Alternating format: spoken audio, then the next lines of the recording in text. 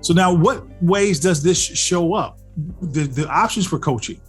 Well, we see human to human is always the most popular, right?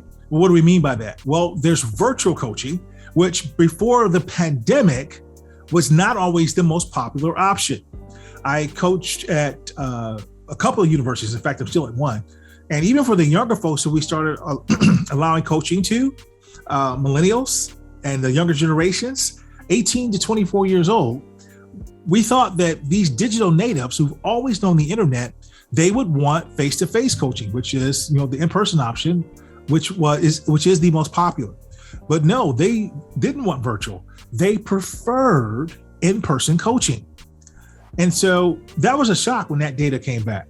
And I think basically what we realized is they spend so much of their lives virtual, digital options, that this is the first time that they actually connect to another person. Some of them weren't even connecting to their parents, but they're now connecting with their coach. And amazing results came from that.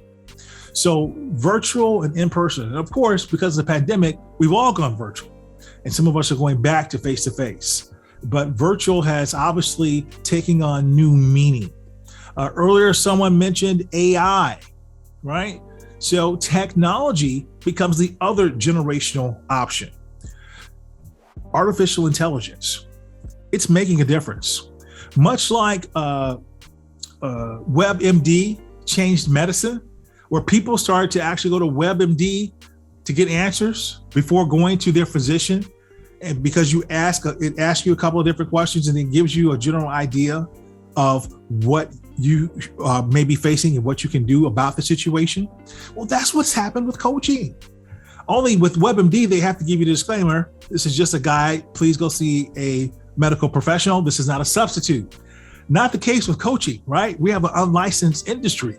So there's no disclaimer that's needed on those websites where coaching via AI is becoming a viable solution for many people. So much so, it's kind of like this cartoon that I once saw. I already diagnosed myself on the internet. I'm only here to see you, doctor, for a second opinion, right? And so some of us may start to find that to be the case with our clients. And of course, the famous Apple phrase, there's an app for that. So a lot of people are turning to coaching apps for a very similar reason, right? If it's not on a website driven by AI, there are apps that people use for coaching.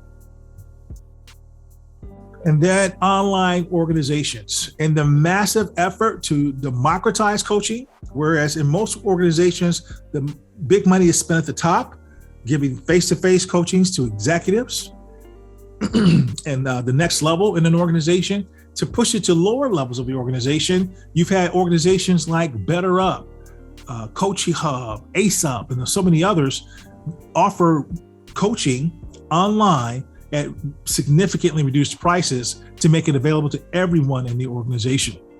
So on one hand, it's a good thing for the coaching world, and more people are experiencing the power of coaching.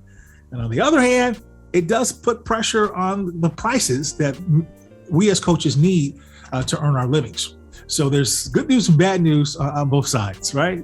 But these are the options that people have, and based on price in some cases, but based on generational preference in others, that's the decision that people are making for their coaching solutions. So we need to be aware of these options.